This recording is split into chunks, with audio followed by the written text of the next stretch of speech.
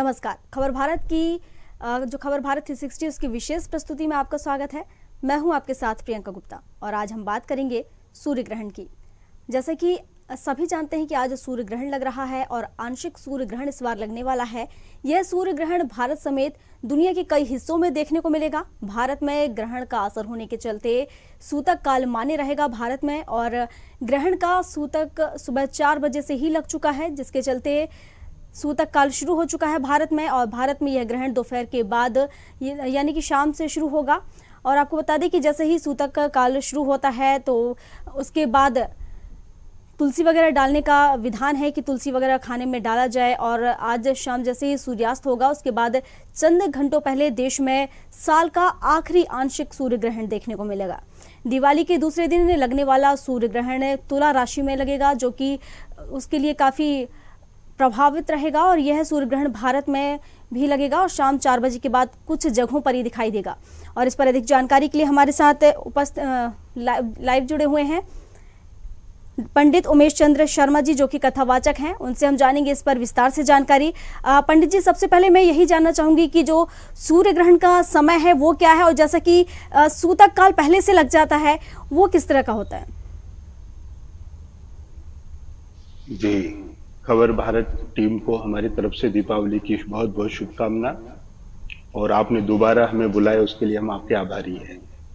आपने पूछा है कि सूर्य ग्रहण जो है वो इस बार खंड ग्रास हो रहा है और वो दोपहर 2:25 से शुरू होकर के शाम को 6:30 तक रहेगा। उसमें भारत और विशेष करके जो उज्जैनी अवंतिका क्षेत्र है उसमें वो शाम 4:41 से शुरू होगा, जो रात्रि 6:30 या 31 तक रहेगा। इसका प्रभाव 1 घंटे 8 मिनट तक का रहेगा और पर्व काल इसका 5/52 मनाया गया है। जी बिल्कुल पंडित जी, जैसा कि कई सालों बाद इस तरह का योग बन रहा है, जैसे कि दिवाली के बाद आज जो कि सूर्य ग्रहण पड़ रहा है, इस तरह के योग कई साल बाद बन रहे हैं। इससे पहले जो योग था वो कब बना था, और इस बार का जो योग बन रहा है वो किस तरह का है? देखिए, ये खगोलीय घटना होती है और हमारे खगोल शास्त्र और ज्योतिष शास्त्रों में इसका ऐसा विवेचन किया गया है कि 18 साल 18 दिनों में 41 सूर्य ग्रहण होते हैं और 29 चंद्र ग्रहण माने गए हैं। उसमें एक वर्ष में 5 बार सूर्य ग्रहण होता है और 2 चंद्र ग्रहण मान्यता में आते हैं। क्योंकि संसार विश्व की धरातल 50 कोटि योजन का ब्रह्मांड बना है, पृथ्वी को माना गया है, तो कहीं न कहीं ये खगोलीय घटनाएं होती रहती हैं।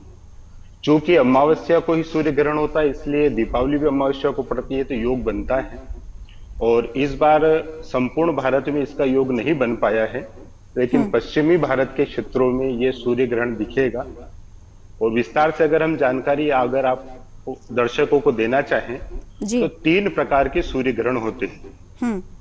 एक होता है पूर्ण सूर्य ग्रहण, एक होता है खग ग्रास सूर्य ग्रहण, और एक होता है वलय आकार सूर्य ग्रहण, जिसमें पूरी तरह से सूर्य छिप जाते हैं। उसको पूर्ण ग्रहण कहा गया है। जी कभी कभी खग ग्रास यानी 45%, 50% सूर्य को ही वो छिपा पाते हैं, तो उसको खंड ग्रास कहा गया है। और एक होता है वलय आकार सूर्य ग्रहण, जिसमें रिंग, गोल अंगूठी जैसा रिंग के आकार का सूर्य ग्रहण बनता है, जिसमें आसपास से प्रकाश आता है, बीच में वो छिप जाते हैं। तो अलग अलग ग्रहण का अलग अलग प्रभाव मनुष्य के जीव चराचर पर पड़ता है। और चूंकि ये खगोलीय घटना है, खगोल शास्त्री अपने स्तर से देखते हैं, वैज्ञानिक इसको अपने स्तर से समझाने का प्रयास करते हैं कि पृथ्वी और सूर्य के बीच चंद्रमा आने से सूर्य ग्रहण होता है। जी लेकिन पुराणों के कथनानुसार ये समुद्र मंथन में जो अमृत निकला, चूंकि ये सबको विदित है, तो राहु नाम के दैत्य ने अमृत का पान किया। सूर्य चंद्रमा ने भगवान श्री हरि नारायण को इसके बारे में सूचना दी और अमृत पीने के बाद इसका सर और धड़ अलग किया गया। तो सिर का बना राहु और धड़ का बना केतु। जी तो यहाँ अलग अलग व्यवस्थाओं के अनुसार चंद्रमा अगर ग्रसित होते हैं तो राहु से ग्रसित होते हैं, और सूर्य अगर ग्रसित होते हो तो वो केतु से ग्रसित होते हैं। हम्म। अब जब सूर्य ग्रहण होता है तो व्यक्ति का पित्त बढ़ता है, हम्म। और चंद्र ग्रहण में कफ बढ़ता है। तो अपनी ऐसी मान्यता दी गई है कि सूर्य ग्रहण में किसी भी प्रकार की वस्तुओं का भोग, उपभोग, व्यवहार नहीं करना चाहिए, जिससे शरीर में पित्त की मात्रा बढ़े और वो रोग से ग्रसित हो। हम्म। जी बिल्कुल पंडित जी, जैसा कि अभी आपने बताया कि अगर इस समय जैसे ग्रहण लगा है उस समय अगर, हालांकि उस समय भोजन कोई करता नहीं है, क्योंकि जैसा कि हिंदू धर्म के अनुसार हम देखें तो ग्रहण काल के दौरान कई चीज़ें हैं जो वर्जित रखी जाती हैं, सूतक काल से ही जो शुरू हो जाती हैं और सूतक काल से ही उसको शुरू कर दिया जाता है।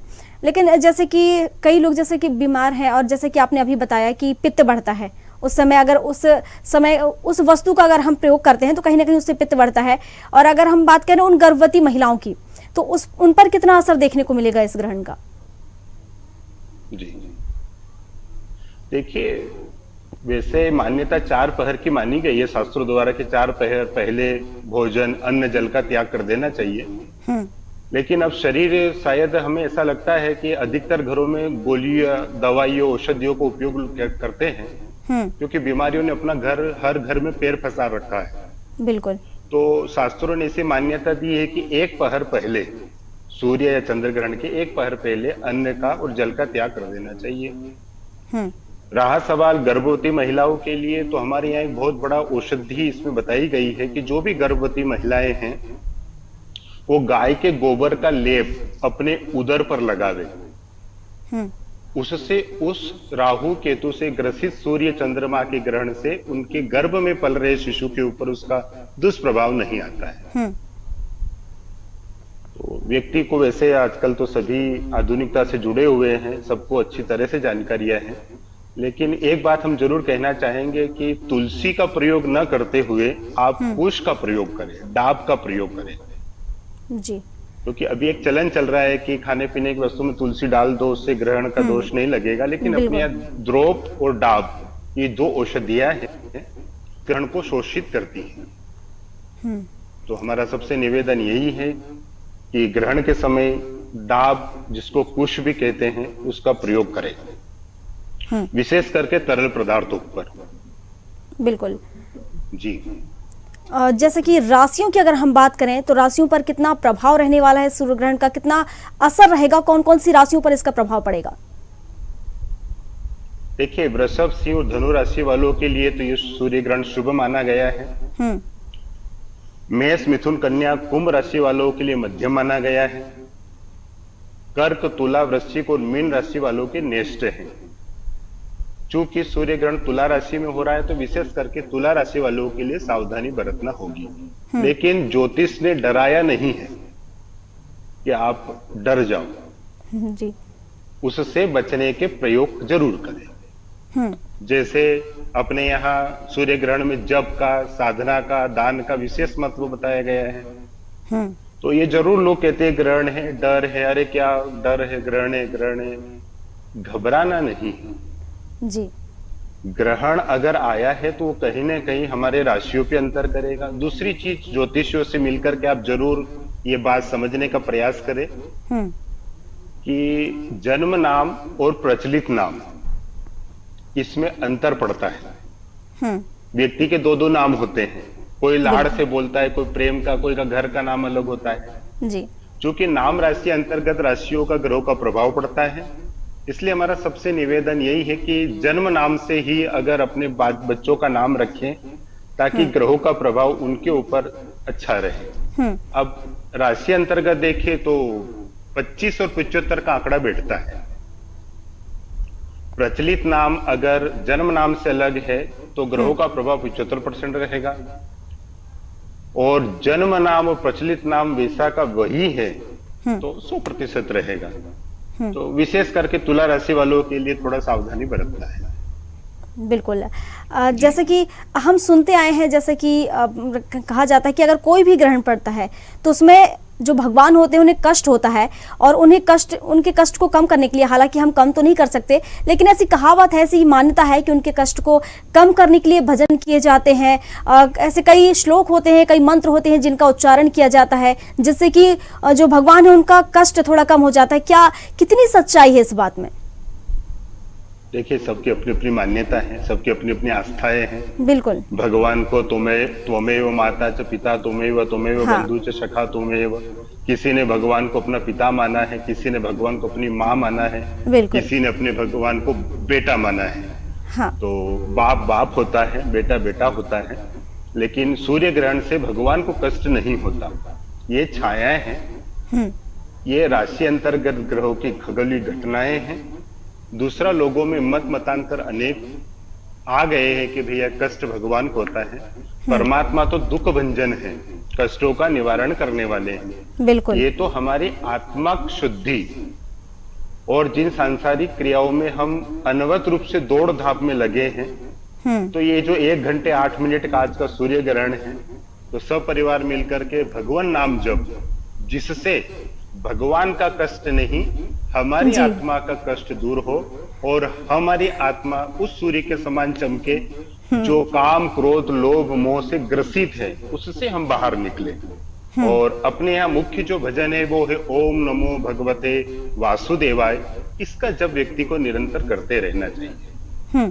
जी बिल्कुल पंडित जी, आज आपके माध्यम से उन सभी दर्शकों को भी इस बात की जानकारी मिल गई होगी, क्योंकि जैसे कि सभी लोगों के मुंह से सुनते आए हैं कि ऐसा होता है, लेकिन आज जो भी दर्शक हमारे इस कार्यक्रम को देख रहे होंगे, इसके जरिए उन्हें इसकी जानकारी मिल गई होगी। और इसी के साथ अगर हम बात करें, जैसे कि राशियों की हम बात कर रहे थे, तो क्या अलग अलग राशियों के लिए अलग अलग मंत्र हैं? जी, ग्रहों की राशि के अंतर राशि स्वामी होते हैं, नक्षत्रों के राशि स्वामी होते हैं। वो वही बात आएगी, अपना जन्म नाम पहले किसी ज्योतिष आचार्य से मिलकर के अपना जन्म नाम निकाले, ताकि उससे उस ग्रह संबंधी जप और अनुष्ठान हो सके। बिल्कुल। और सबसे बड़ा मंत्र यही बताएंगे जी सभी के लिए कि ओम नमो भगवते वासुदेवाय, जिसमें ये कहा गया है कि लोकते जलो सातो सागर गिरी ना धाऊं तो भूमि उल्टा दू में, रसद बिहारी प्राण प्यारी जनक दुलारी, जानकी की सुधि न पाऊं तो क्षत्रिय न कहाऊं, धनु बाण न उठाऊं, राम नाम पलटाऊं मैं। इतनी सामर्थ्य अगर राम के नाम में है, तो व्यक्ति के जीवन इतना दुख इतना बड़ा नहीं है कि राम का नाम पलटने की ताकत भगवान में है, तो व्यक्ति के दुख या समय को न पलट सके। केवल चाहिएगा, ये जो ग्रहण आया है, ये हमें 1 घंटा 8 मिनट बैठने के लिए है उस भगवान के सामने जिससे हमने सब कुछ पाया। बिल्कुल बिल्कुल। हमारे जो भी दर्शक हैं, अगर उन्हें मंत्र नहीं आता, उनकी राशि का मंत्र नहीं पता है, तो वो सभी दर्शक, जैसे कि अभी पंडित जी ने हमें बताया कि ओम नमो भगवते वासुदेवाय नमः, इस मंत्र का जाप कर सकते हैं। और इस मंत्र के जाप करने से अपनी परेशानियों से, अपनी जो भी समस्या है उससे निजात पा सकते हैं। तो अगर आपको कोई मंत्र नहीं आता है तो आप इस मंत्र का जाप करिए। और पंडित जी, जैसे कि हम मंत्रों की बात कर रहे हैं और कई लोग भजन करते हैं, राम का नाम लेते हैं, तो कितना असर उससे देखने को मिलता है लोगों में? क्योंकि कई लोग कहते हैं कि अगर देखें तो कई आस्तिक भी होते हैं, कई नास्तिक भी होते हैं। तो अगर हम देखें तो दोनों ही तरीके के लोग देखने को मिलते हैं। तो उनको लेकर जो भ्रांतियां हैं, उनको दूर करने के लिए कोई शब्द?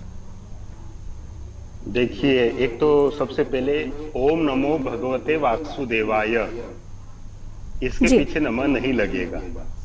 जी पंडित जी। सिर्फ ओम नमो भगवते वासुदेवाय। दूसरा, आपने पूछा कि आस्तिक और नास्तिक।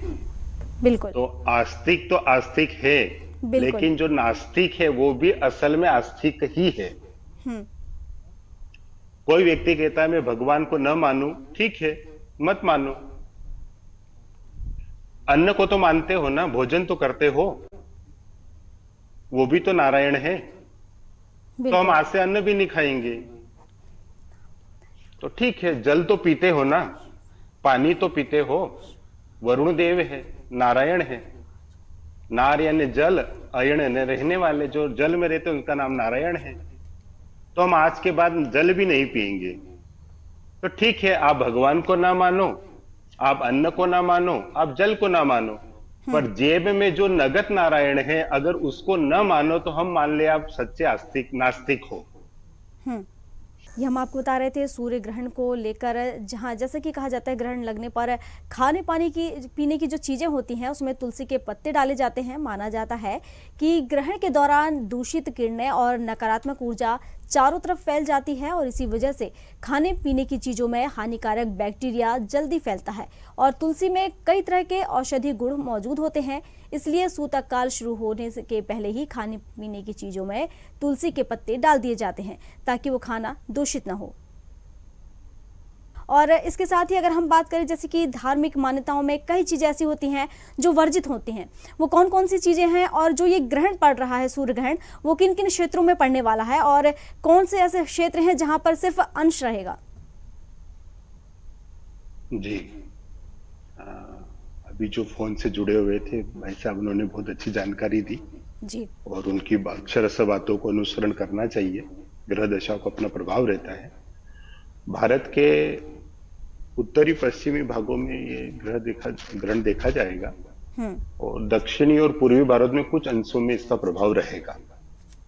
और जहां जहां इसका प्रभाव रहेगा वहां वहां उसके सूतक काल और उसके ग्रहण का दोष का निवारण व्यक्ति को करना चाहिए और अच्छी तरह से कैसे करे, क्योंकि ग्रहण ये एक आज से या हजारों वर्ष पहले भी, जैसे भगवान द्वारकाधीश ने जब द्वारका छोड़ी थी, उस जिस दिन द्वारका समुद्र में मिली थी उस दिन भी ये ग्रहण पड़ा था। जिस दिन द्रौपदी का वस्त्र हरण हुआ था उस दिन भी ग्रहण था।